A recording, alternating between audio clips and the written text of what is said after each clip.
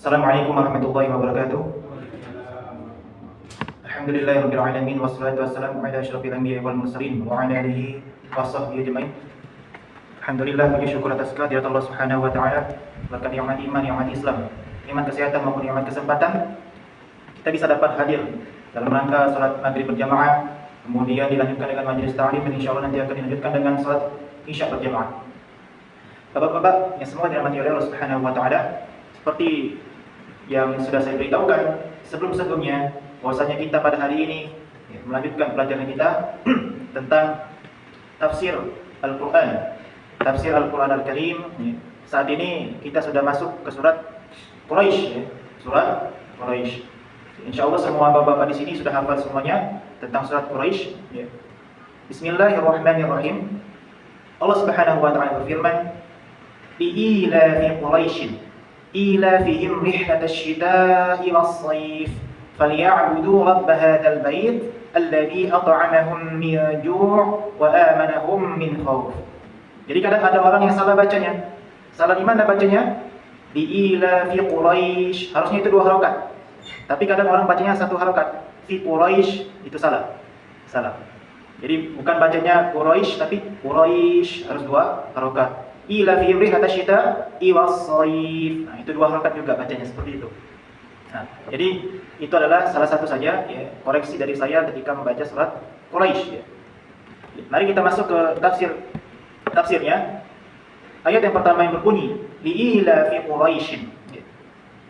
Syekh Shalih Al-Utsaimin rahimahullah taala mengatakan bahwasanya makna dari li'ila fi, makna al-ilaf artinya al-jam'u wad-dhamm.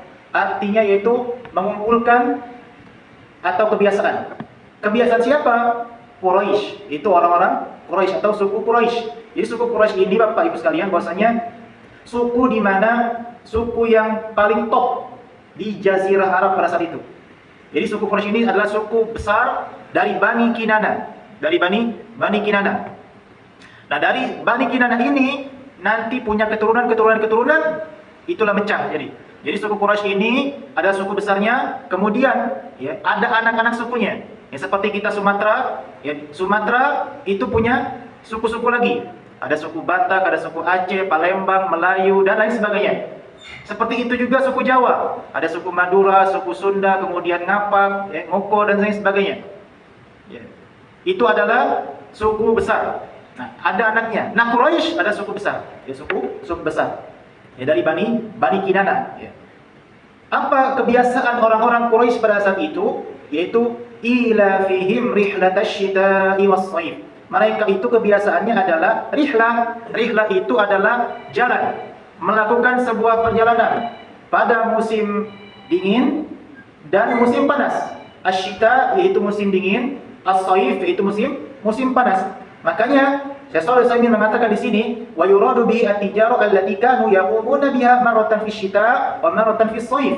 Amma fi syita fayattajihuna nahwa al-yaman lil mahsulat az-zira'iyyah fi wa li anna al-jaw munasib. Wa amma fi shayf fayattajihuna ila asy-syam. Nah, jadi kenapa mereka itu pergi ke musim panas dan musim dingin atau musim dingin musim panas? Untuk berdagang. At-tijarah artinya berdagang. Makanya berdagang itu artinya at-tijarah, sementara tajir itu artinya pedagang. Bukan orang kaya. Kalau di Indonesia orang tajir nih, pasti orang kaya. Kalau secara bahasa Arab arti tajir itu artinya pedagang. Memang sih kalau para pedagang itu di Indonesia itu kaya-kaya mungkin tapi banyak juga yang kaya Pak pedagang di Indonesia. Seperti itu. Makanya tajir itu secara bahasa artinya pedagang. Nah, kenapa orang-orang Quraisy itu pergi saat musim dingin dan musim panas? Karena li'annal ghalibat tijarah al-fawakih wa ghairiha takunu fi hadzal waqti fi as-shayf ma'a munasibah al-jaw al-barid. Nah, kenapa? Karena mereka itu ketika di musim panas mereka itu berdagang buah-buahan. Sementara di musim dingin, mereka itu apa? Mereka itu panen. Panennya mendekati musim panas. Pas musim panas masuk, mereka baru berdagang. Kemana dia itu berdagang? Daerah situ. Daerah Syam. Nah, makanya mereka ketika musim dingin, mereka itu panennya di Yaman. Ketika mereka musim panas, ya, mereka pergi bawa hasil dagangannya ke Syam. Ke Syam. Syam itu dulu satu negara.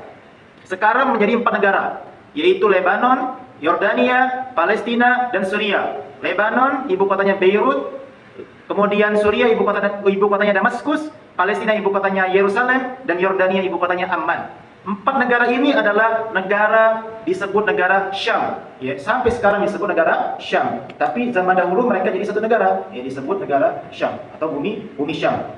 Kemudian di ayat selanjutnya, amarahumullahu an ya'budu rabb hadzal bait. Kemudian setelah mereka itu diberi kenikmatan oleh Allah Subhanahu wa taala melalui perdagangan. Ngapa Pak? Mereka itu diberi kenikmatan oleh Allah Subhanahu wa taala berupa perdagangan dari Yaman kemudian ke Syam. Kenapa mereka itu tidak berdagang di Mekah saja? Kenapa mereka itu berdagangnya di Syam, tidak di Mekah? Karena di Mekah pada saat itu tidak cocok untuk berdagang, tidak laris untuk berdagang, ya, tidak laris. Larisnya di Syam. Mereka bawa buah-buahan, mereka bawa kurma, ya, mentega, kemudian dan lain sebagainya. Larisnya di sana. Kalau di Mekah tidak laris mereka. Makanya di ayat berikutnya, "Falyabudu rabb hadzal bait." Hei kalian, kata Allah, kalian sudah diberi kenikmatan oleh Allah Subhanahu wa taala, maka dari itu sembahlah Tuhan pemilik Ka'bah ini. Sembahlah Tuhan pemilik Ka'bah ini, yaitu Allah Subhanahu wa taala. Nah, nanti muncul nih, ya, perkataan-perkataan dari orang-orang Kristen atau orang-orang kafir di luar. Itu lihat tuh, orang muslim, orang Islam nyembah batu rupanya, nyembah batu warna hitam, ya. Bagaimana cara kita menjawabnya? Kalau kita muncul nih pertanyaan datang kepada kita, ya, kamu aja nyembah batu hitam, ya, kamu juga berarti nyembah berhala. Jawabannya yang pertama, yaitu Ka'bah itu merupakan, ya, kiblat. Ada perintahnya, ada dalilnya Allah itu menyuruh kita untuk menyembah menghadap Ka'bah. Itu jawaban pertama. Karena ada dalil dari Al-Quran dan hadis yang menyebutkan bahwasanya kita itu beribadah atau sholat menghadap Ka'bah sebagai kiblat. Ya. Karena dulu sebelum di Ka'bah itu kiblatnya di mana Pak? Ada yang tahu? Iya, Masjidil Aqsa.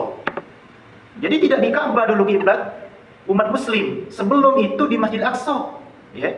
Para kaum muslimin itu, ya, beribadah, ya, menghadap kiblatnya itu, ya. Kemudian dalil yang kedua untuk mematahkan statement orang kafir tadi adalah bahwasanya kita itu menghadap Ka'bah hanya sebagai perantara saja. Tidak meyakini bahwasanya Ka'bah ini punya kekuatan magic. Tidak meyakini bahwasanya Ka'bah itu mempunyai kekuatan-kekuatan yang lainnya atau kehebatan-kehebatan, tidak. Berbeda dengan orang-orang Quraisy pada saat dulu. Mereka menyembah patung, tapi mereka itu meyakini juga bahwasanya patung ini mempunyai kekuatan, mempunyai kehebatan dapat memberikan rezeki. Orang-orang Kristen sama sekarang seperti itu juga. Mereka menyembah Yesus, menyembah Nabi Isa. Mereka meyakini bahwasanya Nabi Isa atau Yesus itu sebagai penyelamat, Mesaya. Ya, jadi Messi itu asal katanya dari Mesaya, artinya penyelamat, ya, Mesaya. Seperti itu, Pak. Nah, itu adalah statement untuk mematahkan perkataan dari orang-orang kafir yang mengatakan bahwasanya orang muslim itu menyembah Ka'bah. Tidak, ya. Yang pertama itu ada dalilnya, ada perintahnya dari Allah langsung, dan yang kedua, kita tidak menyembah Ka'bah. Ya, ketika kita itu menghadap ke Ka'bah, kami tidak meyakini bahwasanya Ka'bah itu mempunyai kekuatan magic atau kekuatan apapun, ya. Entah itu pemberi jodoh ataupun pemberi rezeki dan lain sebagainya. Kemudian, apa kata Syekh Shalih Al-Utsaimin rahimahullah taala? Bahwasanya wal ibadatu hiya tadallul. Ibadah itu adalah bentuk ketundukan, tadallul, ya. Bentuk ketundukan kepada Allah Subhanahu wa taala, mahabbatan wa ta'ziman, yaitu dengan kecintaan dan keagungan terhadap Allah Subhanahu wa taala. An yata'abbada al-insanu lillahi yatadallal lahu bis-sam'i wat ta'ah. Fa idza balaghahu 'anillahi wa rasuli amrun qala sami'na wa ata'na. Wa idza balaghahu khabarun qala sami'na wa amanna. Jadi Bapak-bapak sekalian yang semua dirahmati Allah Subhanahu wa taala, ciri khas dari orang-orang yang beriman ketika datang perintah Allah Subhanahu wa taala, ya, ciri khasnya adalah sami'na wa ata'na. Kami dengar ya Allah dan kami taat. ketika mendengar kabar dari Allah Subhanahu wa taala dan mendengar kabar dari Nabi Muhammad sallallahu alaihi wasallam, ucapkan sami'na wa amanna. Kami beriman dan kami mendengar dan kami beriman. Itu Pak. Jadi kami mendengar, kami taat, kami mendengar dan kami beriman juga. Nah, itu adalah ciri khas seorang muslim. Jadi seorang muslim itu berusaha untuk mentaati perintah Allah. Berusaha mengerjakan apa yang diperintahkan. Bukan berusaha untuk meninggalkan apa yang diperintahkan. Walaupun hanya sekedar sunnah hukumnya. Itu ciri khas seorang muslim. Ciri khas seorang mukmin. Apabila seseorang tersebut tidak bisa mengerjakan suatu ibadah, maka bukan mencelanya, maka bukan mengejeknya, bukan. Tapi yang kita harus lakukan adalah istighfar, minta ampun kepada Allah Subhanahu wa taala. Kenapa saya ini belum bisa mengerjakan suatu ibadah tersebut? Kenapa saya ini belum bisa istiqomah, misalnya mengerjakan sholat sunnah, tahajud, atau sholat sunnah duha, atau puasa Senin Kamis, atau dan lain sebagainya. Itu kita istighfar, minta ampun, bukan mengejeknya. Ya. Ada orang yang mengejeknya, saya, ngapainlah berjenggot? Ya, berjenggot itu seperti kambing, seperti hewan, mengejek. Ngapainlah celana cingkrang? Ya, seperti orang kebanjiran saja. Kenapa harus ke masjid terus ini? Ya, capek kan ke masjid terus. Nah, itu merupakan sebuah ejekan-ejekan, ya, yang tidak diperbolehkan. Kenapa umat muslim sekarang ketika mendengar syariat Islam malah mengejeknya, bukan malah berusaha untuk melakukan perintah tersebut? Seperti itu. Kita umat muslim di Indonesia mayoritas. Tapi berapa banyak umat muslim di Indonesia ini paham tentang agama Islam? Bahkan umat Islam sendiri mengejek ajarannya sendiri. Itu adalah sebuah keanehan. Sebuah keanehan. Ketika umat muslim mengejek agamanya sendiri, itu keanehan, kebodohan, bahkan bisa dapat menyebabkan kekafiran atau keluar dari agama Islam. Makanya salah satu faedah dari ayat yang berbunyi falyabudu rabb hadzal bait, maka sembahlah oleh kalian Tuhan pemilik Ka'bah ini. Kenapa? Karena supaya orang Quraisy tersebut diperintahkan untuk bersyukur, telah diberi kenikmatan. Apa kenikmatan orang Quraisy yang telah diberikan oleh Allah Subhanahu wa taala? Allazi at'amahum min ju', yaitu Allah itu memberikan mereka makanan ketika mereka kelaparan, wa amanahum min khauf, dan mereka diberi kenikmatan berupa keamanan dari rasa ketakutan. Contoh nyatanya adalah yaitu ketika Ka'bah ingin diserang oleh Raja Abraha dari Yaman, membawa tentara bergajah, pasukan yang paling elit pada saat itu. Tidak ada yang bisa melindungi Ka'bah. Tidak ada yang bisa melindungi Ka'bah. Semua pasukan di Mekah kalah semua oleh Abraha. Maka dari itu Allah langsung yang turun tangan, Pak. Allah langsung yang turun tangan untuk mengamankan Ka'bah. Allah langsung yang turun tangan. Ini adalah salah satu contoh nyata bahwasannya Mekah itu akan dijaga oleh Allah Subhanahu wa taala. Bahkan Allah langsung yang turun tangan. Maka dari itu salah satu keutamaan kota Mekah adalah apa? Kota ini adalah suci.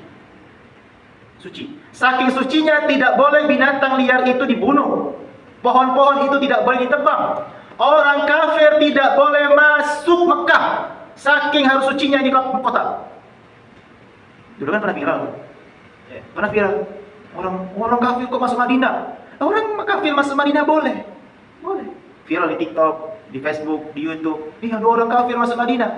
Orang kafir masuk Madinah boleh. Yang tidak boleh itu orang kafir Mekah. Ya.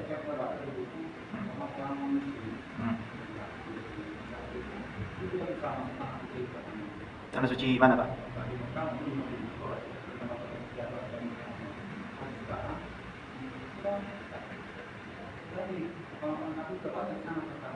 Iya.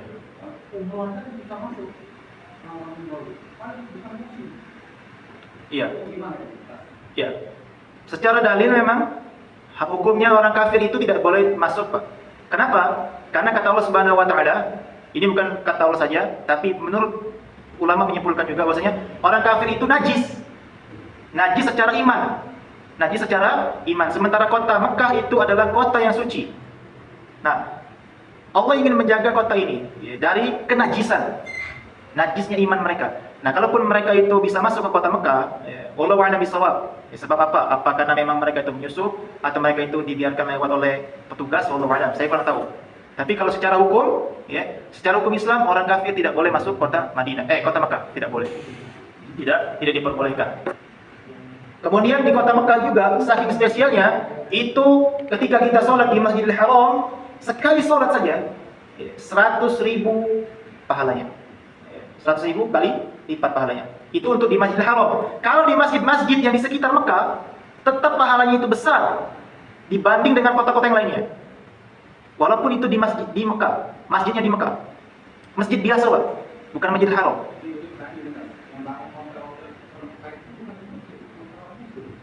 Nah, iya betul.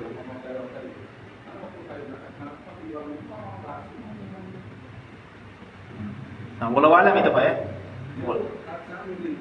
Katanya boleh orang muslim itu di muslim itu masuk sana itu boleh.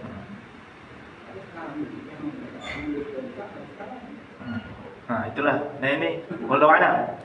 Nah, memang kalau kita nak patokan itu Pak, patokan itu ke ulamanya, bukan ke pemerintahannya Pak. Ya, jadi patokan mungkin kalau seandainya itu terjadi memang kalau hotel-hotel itu memang dari non muslim, ya.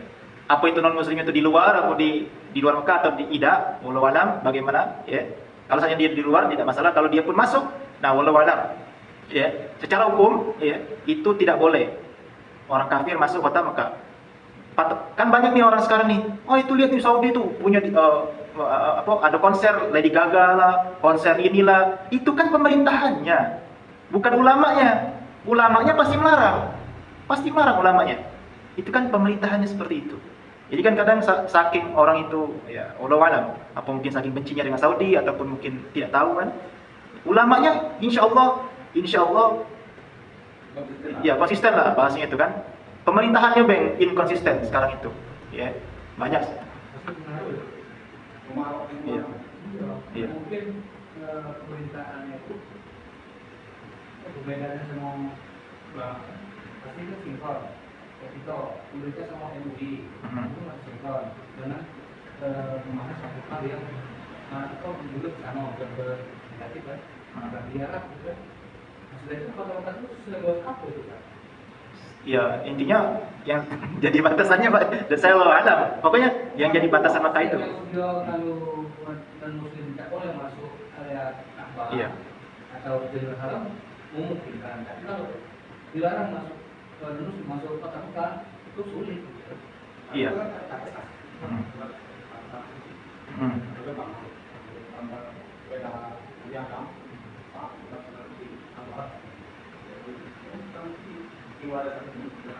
Iya. Iya. Iya.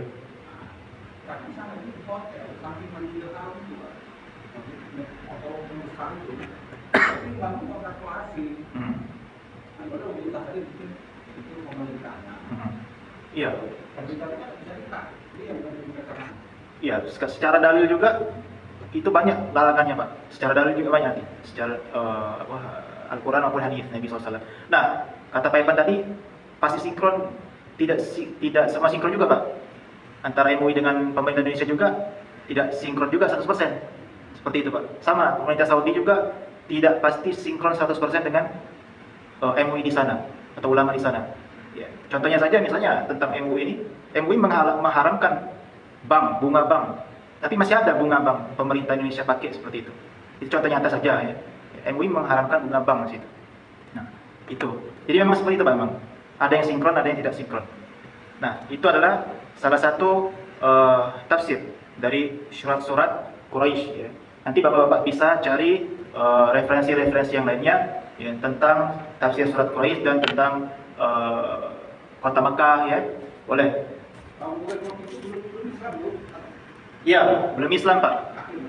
Kafir. Jadi memang di sini secara mayoritas mereka itu kafir. Tapi ada juga yang minoritas Pak, seperti Abu Bakar, Abu Bakar itu walaupun dia itu kaum Quraisy, tapi dia masih memegang teguh ajarannya Nabi Ibrahim pada saat itu. Kenapa? Karena Nabi Ibrahim itu adalah Rasul terakhir yang ada di Ka'bah situ atau di sekitar Makkah situ. Nah, sementara Nabi Isa itu di Yerusalem. Nah, berbeda dengan Nabi Muhammad. Kalau nabi-nabi sebelumnya itu atau rasul-rasul sebelumnya itu diutus untuk satu kaum saja.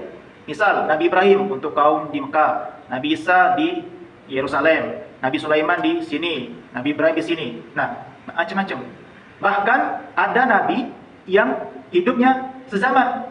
Nabi Musa dan Nabi Harun, Nabi Isa dan Nabi Yahya, Zakaria. Tapi bukan Zakaria, Yahya dan Isa. Itu nabi yang hidup sezaman, Yahya dan Isa.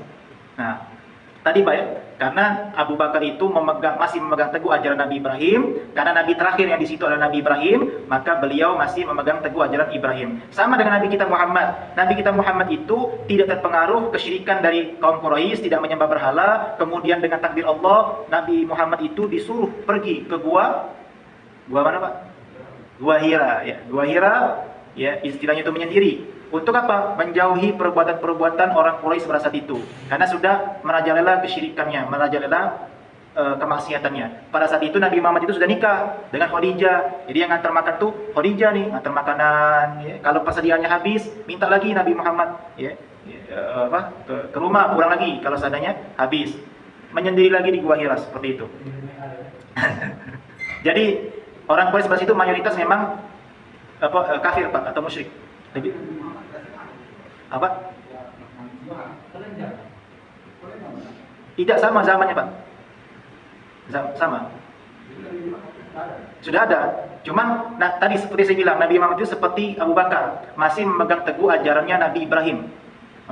Masih memegang teguh ajaran Nabi Ibrahim. Nabi kita tidak terpengaruh kesyirikan, tidak terpengaruh kesyirikan orang-orang Quraisy, tidak. Ya, seperti itu. Itu sudah. Dan uniknya dari orang Quraisy itu Pak, mereka itu di sisi lain itu mengakui Allah sebagai pemberi rezeki, pengatur jodoh, ya, yang menurunkan hujan, mereka mengakui. Tapi secara bentuk penyembahannya, uluhiyahnya, mereka itu menyembah patung atau menyembah berhala seperti itu. Nah itu, mereka menyembah, ya, dan meyakini patung ini pemberi manfaat, patung ini pemberi kesialan. Bahkan mereka itu, ya, kalau dalam segi sosialnya nih, kalau seandainya ada sesuatu yang tidak bisa atau ada yang aneh nih, misalnya kok tidak turun hujan, ya, mereka datang rame-rame ke tempat berhala tersebut, ya, mereka buat sesembahan-sesembahan, bahkan mereka ada yang menumbalkan onta atau sembelihan-sembelihan untuk patung. Dan kisahnya juga ada juga kisah yang bukan kisah yang unik, kisah nyata yang dialami oleh bapaknya Nabi Muhammad, Abdullah. Pada saat itu Abdul Muthalib, kakeknya Nabi Muhammad itu bernazar, kalau seandainya lahir putra dari anakku, putra yang keberapa itu? Yang berapa? 10, ya. Aku akan kalau seandainya aku punya anak laki-laki 10, aku akan mengorbankan satu anakku untuk Hubal. Hubal itu patung. Nah itu. Tapi kisah panjangnya saya lupa. Jadi Abdullah itu pernah ditumbal Pak oleh bapaknya Abdul Muthalib. Akhirnya tidak jadi. Akhirnya nanti, ya, Abdul Muthalib itu pergi ke dukun, ya, meminta saran, bagaimana ini? Nah, jadi kata si dukun itu, kau ambil baik, ya, misal apa itu? Kayak apa ya bahasanya itu? Undi nasib. Kalau seandainya nama kau tulis Abdullah sama domba. Kalau seandainya nama Abdullah itu keluar, maka kau goncang lagi kau tukar dengan domba itu. Sampai 100 kali domba. Ya. Nah, ini terakhir keluar nama domba baru. Jadi Pak, nama Abdullah itu keluar terus 100 kali. Makanya diganti dengan domba. Dan terakhir domba itu keluar. Nah, baru tak jadi dikorban ke Abdul Muthalib. Jadi domba-domba itu disembelih, dicak mana ke? Digeletak ke itu Itu buntang bahasanya itu. Saking bodohnya juga kaum Quraisy pada saat itu. Jadi tidak jadi tumbal Abdullah itu Pak. Jadi Abdul Muthalib itu pernah bernazar sampai seperti itu, ya.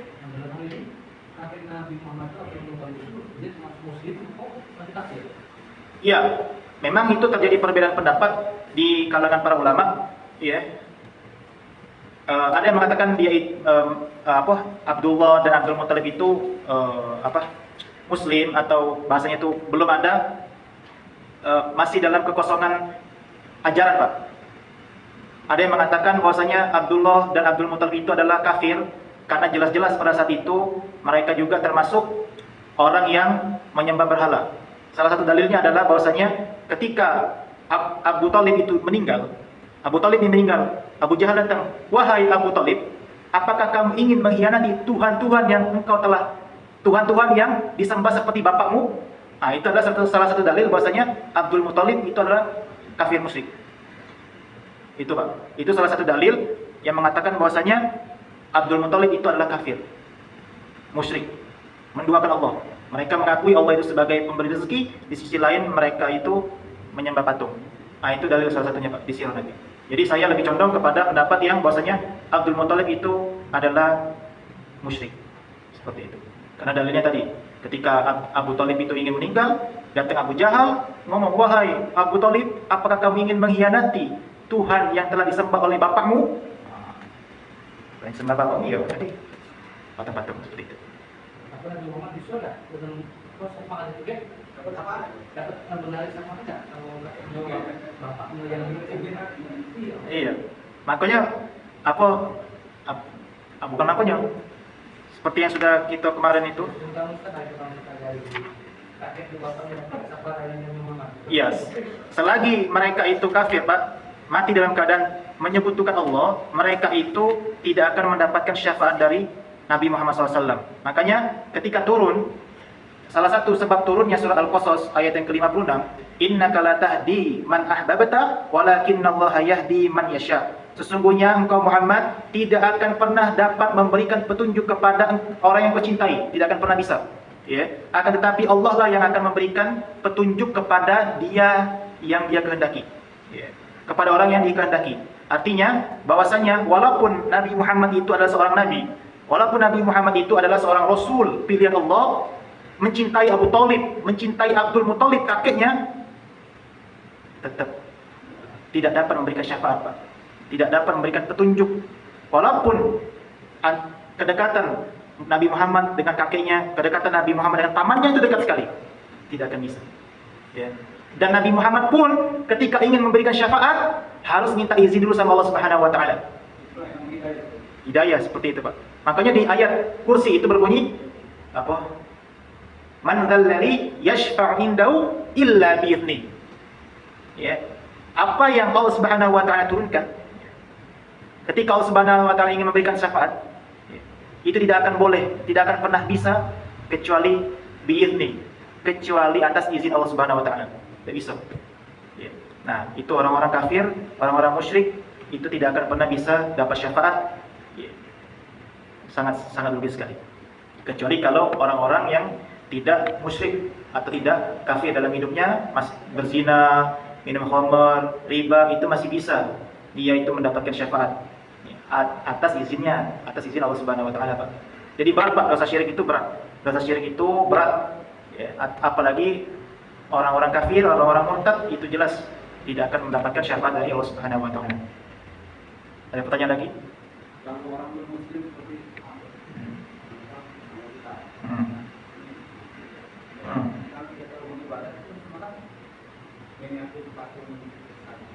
ya.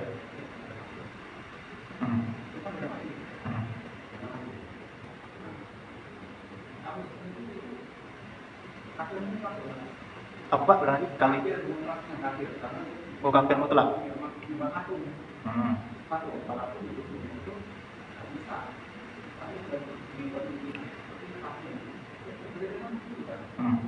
Iya, betul. Jadi orang-orang kafir itu ada dua jenis, Pak, kata Allah. Innal ladzina kafaru min ahlil kitab wal musyrikin. Jadi orang kafir itu ada dua, min ahlil kitab. Ahlil kitab itu Nasrani dan Yahudi. Wal musyrikin. Musyrikin itu adalah mereka yang tidak percaya Allah. Ya. Atau mereka itu yang menyembah patung. Menyembah patung seperti agama Hindu, Buddha, Konghucu, dan lain sebagainya. Shinto di Jepang, ya, penyembah matahari. Seperti itu. Nah, itu ada dua jenis, Pak. Jadi orang-orang kafir itu ada ahli kitab dan musyrikin. Kalau kita Pak, orang muslim, musyrik, menduakan Allah juga termasuk orang masuk di kafir. Nanti di akhirat termasuk orang kafir kita. Tapi juga ada orang munafik nanti. Jadi di akhirat ada 3 orang. Orang mukmin, orang munafik, dan orang kafir nanti. 3 jenis orang di akhir nanti. Ustaz, yang pernah aku tahu, ada yang kalau orang sudah syahadat tadi ini, oke, masuk surga otomatis. Iya. Itu mengampuni dia. Nah, ternyata dalam hidup dia musyrik. Suatu pembakaran untuk ayat itu. Dan dia sudah sadar kan, masih pernah misalnya ikut anggota baru sudah sadar. Sudah pernah sadar. Itu mana enggak masih surga? Apa kiri? Iya. Artinya dia sudah melakukan perbuatan yang dilarang oleh agama. Berarti dia berkhianat, dia syirik Pak. Sama seperti kita itu ya, nyuruh. Dengan syahadat yang itu ada Batal Pak, batal. Makanya para ulama itu sampai membuat buku yang namanya Nawaqidul Islam, pembatal-pembatal keislaman. Jadi pembatal keislaman itu salah satunya adalah melakukan perbuatan syirik besar. Syirik besar itu menyekutukan Allah dalam hal ibadah. Menyekutukan tuh bahasa itu nyelingkuh ya, menduakan. Ya, tidak terampuni kalau dia itu mati dalam keadaan syirik. Tapi kalau dia itu masih bertobat ketika masih hidup, dia diampuni oleh Allah Subhanahu wa taala. Jadi dia sudah melakukan pembatal Islam, Pak. Nah, yang kedua, pembatal keislaman adalah yaitu mengolok-olok ajaran Islam tadi. Itu yang membahayakan. Makanya jangan sampai kita itu mengolok-olok ajaran Islam seperti jenggot, cingkrang, ke masjid, puasa dan lain sebagainya tidak boleh. Apa Pak? Istri 4 juga tidak boleh Pak. Iya. Ini biasanya bukan.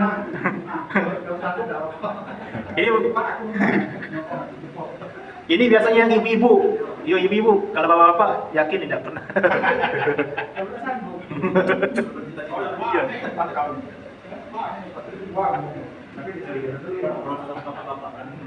Iya. Nah itulah salah satu pembatal-pembatal keislaman. Ya. Tapi berat Pak, memang. Nah, bagaimana kita itu bisa menghukumi seseorang itu dia itu sudah batal nih? Bagaimana caranya? Yaitu dengan cara kalau sudah tampak dia lakukan dengan sadar, kemudian yakin, ya, dan tampak oleh kita, maka kita bisa menghukumi seseorang tersebut keluar dari Islam. Ada kan? Ya. Kalau orang pernah bersahadat, cuma dia nggak sholat, Iya. membatalkan itu. Iya. Itu memang ulama berbeda pendapat juga. Ada yang mengatakan kalau orang yang bersahadat tapi dia itu tidak, misal nih, tidak pernah sholat 5 waktu. Ya, tapi dia masih meyakini sholat 5 waktu itu merupakan kewajiban, maka dia tidak keluar dari Islam. Kalau dia masih meyakini sholat 5 waktu itu wajib. Tapi kalau dia itu tidak lagi meyakini sholat 5 waktu itu wajib, maka dia secara otomatis, walaupun tidak tampak di kita, secara otomatis nih, dia sudah keluar dari Islam. Kalau tidak meyakini lagi sholat 5 waktu itu wajib. Jadi itu syaratnya. Dilihat atau kita tabayun dulu sama dia. Kamu masih meyakini tidak sholat 5 waktu itu wajib? Kalau masih meyakini, kamu masih mendapatkan dosa besar. Tapi kalau mazhab Syafi'i dan Hambali, kalau orang yang tidak pernah sholat selama hidupnya, mati, tidak usah disolat ke. Bahkan, ya tidak usah disolat ke, pokoknya. Nah itu Kalau gini tak ngomong tadi, orang ini salah, itu passion, kayak ibu. Tapi tidak sholat. Iya, dosa Pak. Sekarang seperti itu kan? Itu. Oh Oh iya Iya. Nah, itu kalau itu hukum mereka Pak. Tapi kalau Islam menyerupai mereka, misalnya pakai baju Natal tidak boleh. Kalau mereka nak pakai baju Muslim itu terserah, itu hukum mereka. Iyalah. Standar kelas, kalau sampai sholat standar. Iya standar. Tidak sholat. Iya. Itu memang diragukan Pak. Tapi makanya ulama itu memperinci lagi, ya, supaya kita itu tidak bermudah-mudahan untuk mengeluarkan seorang dari Islam. Ya, tapi ada tapinya Pak. Walaupun kita itu, caknya ini belum keluar dari Islam. Itu menurut kita. Bisa jadi menurut Allah sudah keluar dari. Itu bahayanya Pak. Kan ulama hanya memberi rambu-rambu saja. Rambu-rambunya tadi seperti itu yang saya sebutkan. itu rambu-rambu ulama, tapi bisa jadi sudah Allah tetapkan jatuh kau udah bakal masuk surga lagi. Jadi itu Pak. Iya. Ini penting Ustaz, karena terutama masjid ya. Misalnya, kan kita kan nggak tahu kan, kita cuma kadang terdengar apa yang muncul tidak pernah sholat. Nah, keluarga minta sholat di sini, kita sebagai umat masjid, jangan kasih kami sholat kalau kami boleh kan. Nah, masalah itu jawabnya itu. Ya menurut orang kita sholat gitu. Iya, kalau terdengar kabar dia tidak pernah sholat, misalnya seperti itu. Tidak pernah sholat. Kalau saya pribadi, jangankan seperti itu Pak. Orang yang berhutang saja, itu Nabi tidak mau menyolatkan, tapi memang masih menyuruh sholat. Menyuruh untuk menjadi orang lain untuk menjadi imam. Tapi kalau saran saya nih, kalau ada orang yang tidak pernah sholat, minta sholati, saran saya yang para alim ulama di sini tidak usah sholati, tapi tidak apa-apa, suruh keluarganya yang menyolati tidak apa-apa. Itu kalau sikap saya ya, sikap saya seperti itu. Ya, itu kalau yang lebih keras lagi tadi seperti Imam Syafi'i, Imam Ahmad bin Hanbal, kalau memang kita sudah jingok nian dengan mata kepala kita tidak pernah sholat, tidak usah disolati ketika dia mati. Iya itu tapi ada pengecualiannya Pak. Itu tadi. Iya, Pak, memang fardu kifayah Pak. Tapi karena kita tahu kebiasaan dia tadi, karena sholat itu adalah pembatas antara kekafiran dan muslim, ya, bahkan para ulama juga memberikan fatwa, kita boleh mengikuti fatwa ulama. Bahkan Imam Syafi'i seperti itu Pak. Saking kerasnya terhadap orang yang tidak pernah sholat. Tapi kalau sikap saya tadi, tetap disolatkan, tapi yang para alim ulama tidak usah sholatkan.